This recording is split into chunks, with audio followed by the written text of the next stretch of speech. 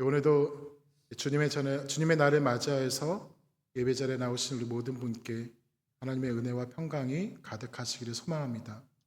또한 언제나 하나님의 사랑 가운데 평안하고 강건한 삶을 살아갈 수 있는 우리 모두가 되기를 또한 주님의 이름으로 축복합니다.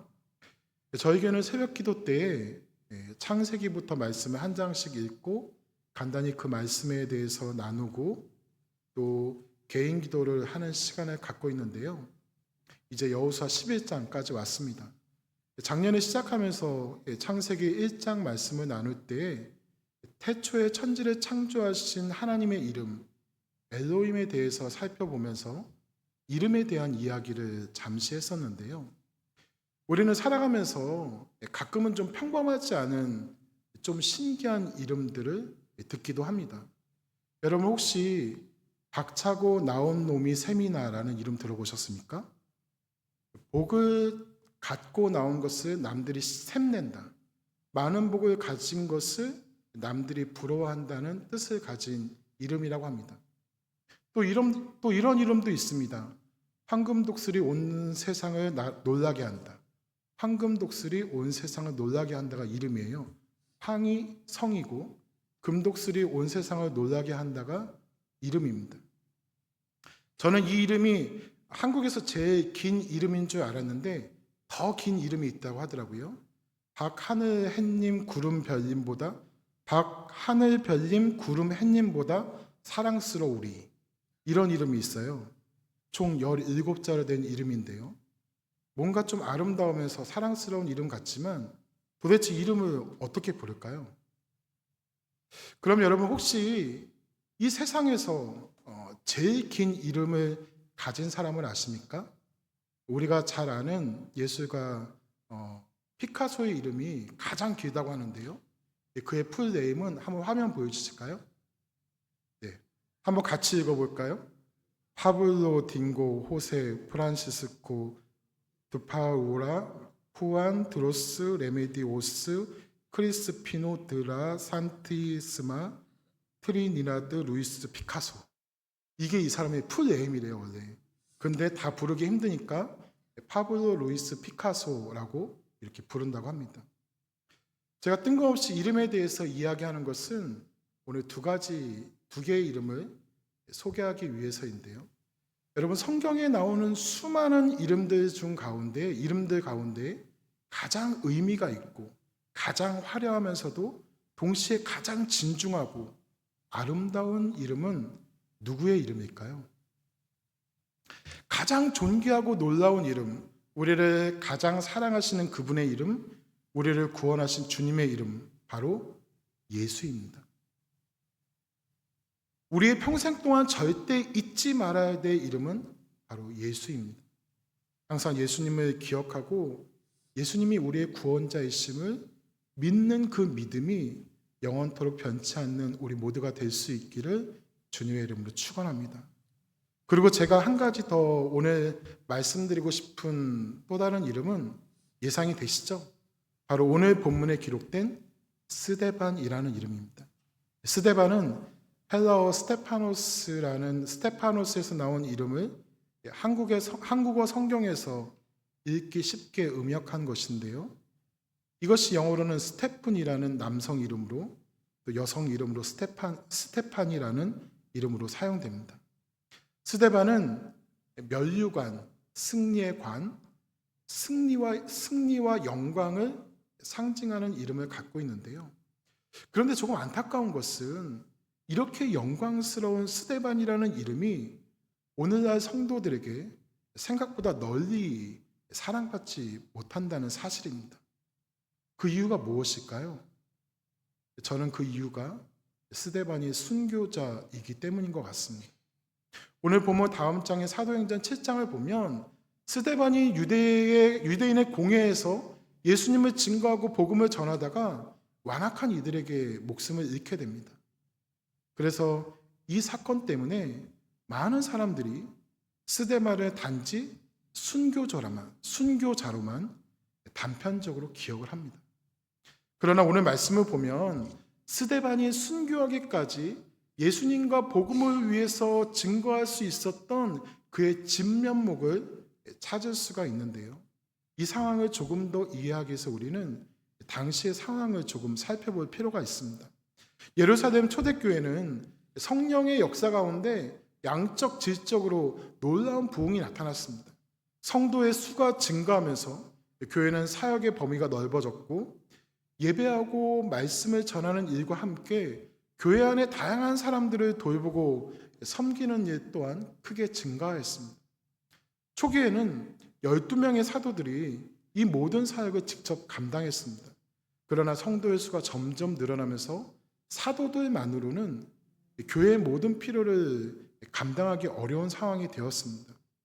예수님께서 승천하신 후에 예루살렘에 모여있던 성도의 수는 약 120명 정도였지만 오순절날 성령의 충만함 가운데 사도들이 담대하게 복음을 전하자 많은 사람들이 예수님을 믿게 됩니다. 사도행전 2장을 보면 3,000명의 세례를 받았다고 말씀하고 사도행전 4장에서는 예수님을 믿게 된 남자의 수만 5,000명에 이르렀다고 증거합니다. 물론 이들이 모두 예루살렘에 거주하면서 그 교회 안에 있지 않고 원래 자신이 살던 지역으로 돌아가는 사람도 있을 것입니다.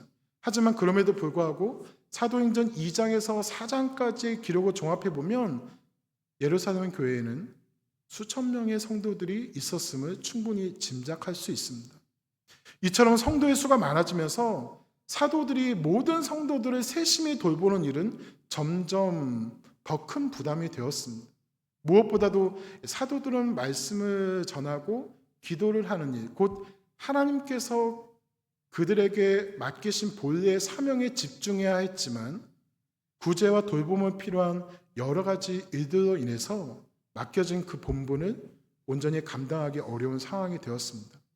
그래서 사도들은 성도들 앞에서 구제하고 성도들을 돌보는 일도 필요하지만 그것으로 인해서 우리가 하나님의 말씀을 전하는 일을 소홀히 하는 것은 옳지가 않습니다. 그러므로 성령과 지혜가 충만한 사람들을 택하여서 이 사역을 맡기는 것이 마땅하지 않겠습니까? 라고 제안을 합니다.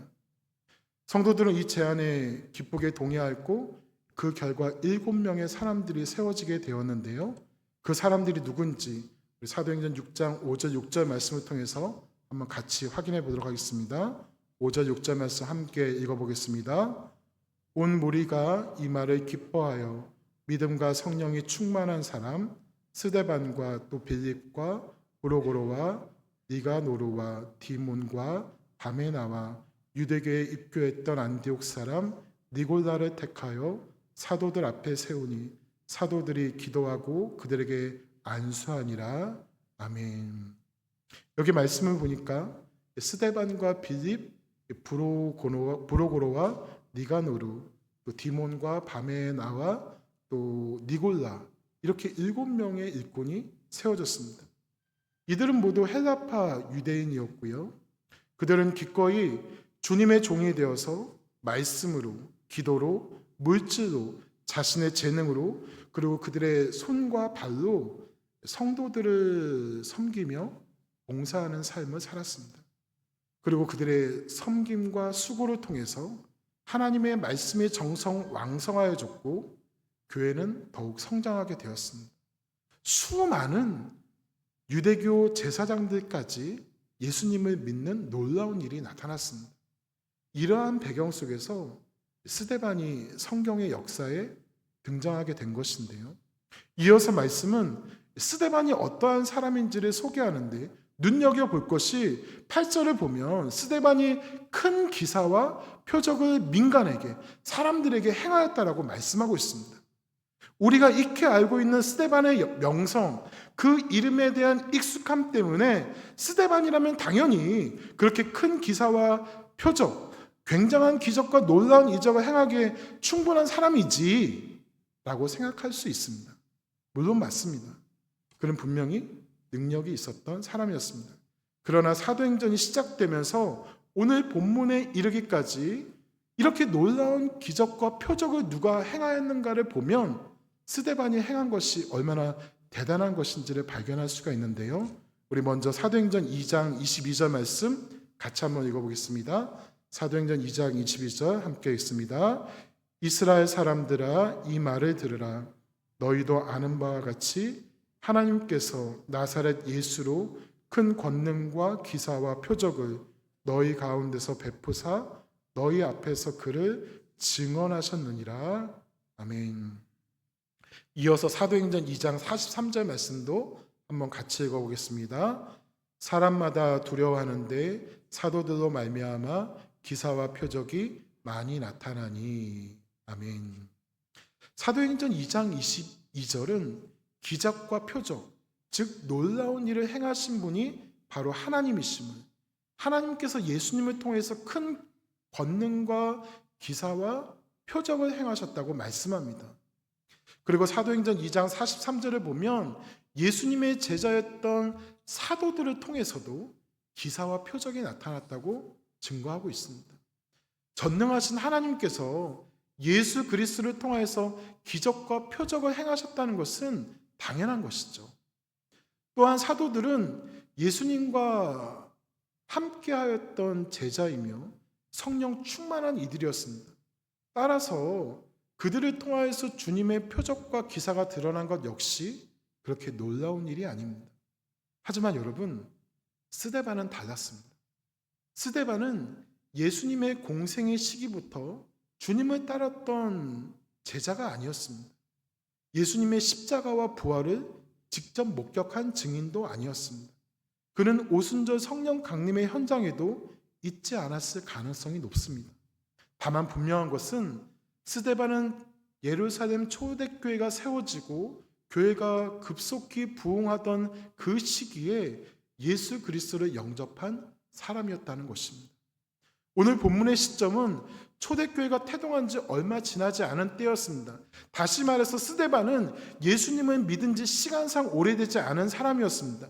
요즘 말로 하면 새신자에 가깝습니다. 그런데 전능하신 하나님께서 예수 그리스도를 통하여서 행하셨던 성령 충만한 사도들이 나타냈던 그 기사와 표적이 놀랍게도 예수님을 믿은 지 얼마 되지 않은 스데반을 통해서도 똑같이 나타난 것입니다. 그뿐만이 아닙니다. 사도행전 7장에는 공회 앞에서 선포한 스데반의 설교가 기록되어 있는데 그 내용이 너무나도 탁월합니다. 비록 신앙의 연륜으로는 사도들과 비교할 바가 아니었지만 그러나 믿음과 신앙의 수준에 있어서는 스데반은 이미 사도와 대등한 위치에 있었습니다. 그렇다면 여러분, 이제 예수님을 영접한 지 그렇게 길지 않았던 스데반이 어떻게 놀라운 권능을 행하고 탁월한 설교를 할 수가 있었을까요? 그 이유가 오늘 본문 말씀 8절과 10절에 기록되어 있는데요. 8절에 보면 스데반이 은혜와 권능이 충만하다고 말씀하고 10절에서는 지혜와 성령으로 말한다고 증거합니다. 스데반은 말씀의 지혜와 성령의 충만함이 있는 사람이었고 하나님의 권능이 나타난 사람이었습니다. 하나님의 지혜와 성령의 충만함이 수많은 기적과 표적을 행할 수 있게 하였고 스데반을 핍박하는 이들이 아무런 반박도 할 수 없는 탁월한 설교를 할 수 있도록 이끈 것입니다. 사랑하는 성도 여러분, 우리에게도 스데반과 같이 말씀의 지혜와 성령의 충만함이 있기를 소망합니다. 하나님께서 저와 여러분에게도 더욱더 큰 성령의 능력과 말씀의 지혜를 주실 것을 기대하시기를 바랍니다. 그리고 기도하시기를 바랍니다. 그래서 우리 모두가 스데반과 같이 성령 충만함으로 우리에게 주어진 삶의 현장에서 주님의 살아계심을 드러내고 하나님의 권능으로 복음을 위한 삶을 힘차게 살아가며 은혜 가운데 우리 안에 펼쳐진 많은 어려운 문제들을 잘 풀어낼 수 있는 삶을 살아갈 수 있기를 주님의 이름으로 축원합니다. 이처럼 놀라운 기사와 표적을 행하던 스데반은 9절을 보니까 어느 날 자유민의 회당에서 어떤 사람들과 논쟁을 하게 됩니다. 스데반과 논쟁을 한 이들은 디아스포라 유대인, 예루살렘을 방문한 유대인으로서 철저하게 유대교 정신으로 무장한 사람들로 생각됩니다. 스데반은 그들에게 복음을 전했지만 그들은 스데반이 전하는 복음을 반대하고 무시하였습니다. 하지만 길고 치열한 논쟁 가운데서 그들은 스데반을 이겨낼 수가 없었습니다. 왜냐하면 그들은 억지를 부리고 있었고 스데반은 분명한 진리를 증언하고 있었기 때문입니다. 스데반과 논쟁하던 사람들은 그를 도저히 이길 수 없다고 생각되자 방법을 바꿉니다. 그들은 사람들을 매수하여서 스데반을 고발하고자 하였습니다. 그래서 그들은 백성과 장로 그리고 서기관들을 부추겨서 매수하고 스데반을 끌어다가 공회 앞에 세웠습니다. 그런데 이 장면에서 일반 백성들까지 매수를 당한 것은 좀 특별합니다. 사실 장로와 서기관들은 매수를 당하지 않아도 그들 스스로 스데반을 모함하는 일에 앞장섰을 것입니다. 왜냐하면 예수님이 하나님의 아들이라고 하는 초대교회와 스데반은 그들에게 큰 위협이고 경계의 대상이었기 때문입니다. 그렇다면 왜 종교적인 이해관계가 적어 보이는 일반 백성들까지 그렇게 스데반을 잡는 일에 동조하였을까요? 그 이유를 스데반의 죄목에서 찾아볼 수가 있는데요. 우리 14절 말씀도 한번 같이 읽어보겠습니다. 14절입니다. 그의 말에 이 나사렛 예수가 이곳을 헐고 또 모세에게 우리에게 전하여 준 규칙을 고치겠다 함을 우리가 들었노라 하거늘. 아멘. 말씀에 나타난 스데반의 제목은 두 가지였습니다. 바로 성전 모독과 율법에 대한 모독이었습니다. 예수가 이 성전을 헐겠다고 부순다고 했고 모세가 우리에게 전해준 규례를 뜯어 고친다고 했다는 것입니다. 물론 스데반은 성전을 모독하거나 율법을 모독하지 않았습니다. 그런데도 백성들이 난리가 났습니다. 자신들의 위대한 지도자 모세가 전하는 율법을 건드리는 것도 싫었지만 성전을 헐고 다시 세운다고 하셨던 예수님의 말씀에 분개합니다. 왜 그들은 성전을 헐려고 한다는 이 거짓말에 그렇게 흥분한 것일까요? 하나님이 계신 곳이 없어지면 하나님은 어떻게 하시나 하는 걱정이 되어서일까요? 그만큼 그들이 하나님께 충성하고 하나님을 사랑하는 이들이기 때문이었을까요? 아닙니다. 그들이 그렇게 흥분하여서 스데반을 제거하려고 한 이유는 전혀 다른 데 있습니다. 지금 이러한 상황이 벌어지고 있는 여기 예루살렘에는 현재 유대인과 기독교인과 아랍인들이 함께 거주하고 있습니다. 그래서 항상 종교적, 문화적 갈등이 있는 지역이 현재 예루살렘입니다. 특별히 예루살렘은 각 종교의 성지로 여겨지는 장소들이 많이 있어서 정말 많은 사람들이 성지순례라는 이름으로 그곳을 방문합니다. 그런데 여러분, 만약에 이스라엘 정부가 갑자기 예루살렘의 모든 성지를 다 통제하여서 아무도 오지 못하게 막는다면 과연 어떻게 될까요? 전 세계의 기독교, 유대교, 이슬람교의 모든 사람들이 가만히 있지 않을 것입니다. 자신들의 성지를 다 막고 가지 못하게 하는 이스라엘 정부를 규탄하고 빨리 이 조치를 해제할 것을 요구할 것입니다. 그러면 예루살렘에 거주하고 있는 사람들의 속마음은 어떨까요? 물론 그들 중에는 자신들의 성지를 가지 못하게 하는 것에 대해서 진심으로 속상해하는 사람들도 있겠지만 아마도 대다수는 그들의 돈주머니가 막히는 것에 대해서 분개할 것입니다. 수많은 사람들이 방문하는 그곳은 그들의 밥줄이면서 자신들의 이익을 극대화시켜줄 돈벌이 수단이기 때문입니다. 통제되는 하루하루가 그들에게는 손해입니다. 그러니 빨리 이 조치를 해제할 것을 강력하게 요구할 것은 당연합니다. 왜냐하면 그래야 자신들이 돈을 벌 수가 있으니까요. 2000년 전 이스라엘의 상황도 똑같았습니다. 모든 유대인들은 매년 절기마다 예루살렘을 찾아 하나님께 제사를 드리는 의무가 있었습니다. 세계 각지에 흩어져 살던 디아스포라 유대인도 예루살렘 성전 순례는 신성한 종교적 의무로 여겨졌습니다. 따라서 매년 수많은 유대인들이 예루살렘에 찾아 그곳에 머물면서 소나 양을 잡아서 제사를 드리기 위해서 지출하는 경비는 엄청났으며 그것은 고스란히 예루살렘 지도자들과 예루살렘 사람들의 수입이었습니다. 또한 먹고 자고 하는 것을 통해서 발생하는 수입도 많이 생겼기 때문에 예루살렘 백성에게 성전의 존재는 직간접적으로 그들에게 큰 유익이었습니다.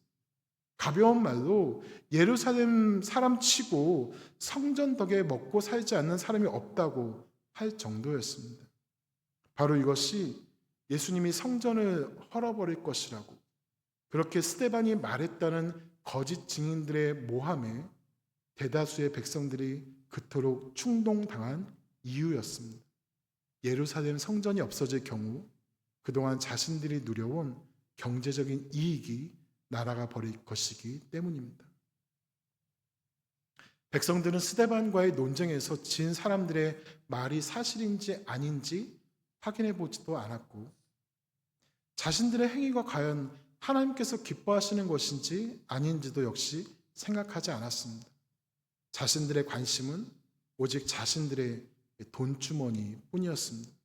자신들의 이익이 사라질 상황이 되니까 온통 스데반이 없어져야 한다고 생각한 것입니다. 자신들의 밥줄을 위협하는 스데반은 그들에게 너무나도 위험한 인물이었던 것이죠. 그런데 여러분, 백성들의 이러한 모습이 어떻게 보이십니까? 혹시 오직 자신들의 유익과 이익에만 움직이는 그들의 어리석은 모습이 우리들에게도 있는 것은 아닐까요? 하나님의 뜻인 것처럼 하나님을 위한 것처럼 살아간다고 하면서 나에게 손해되는 것 같으면 외면하고 오히려 남을 정죄하고 비판하는 모습이 우리에게 있지는 않습니까?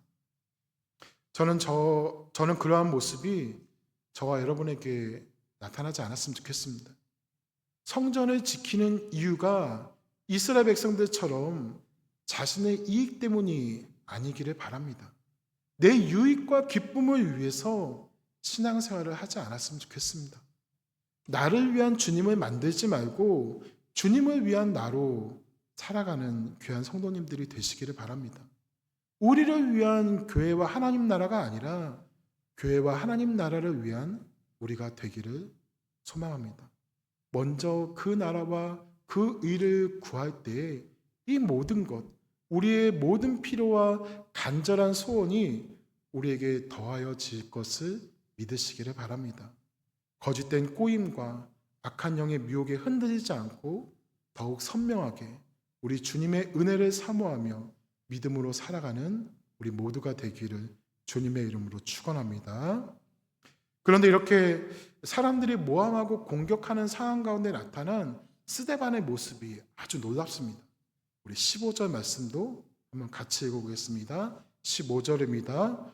공회 중에 앉은 사람들이 다 스데반을 주목하여 보니 그 얼굴이 천사의 얼굴과 같더라. 아멘.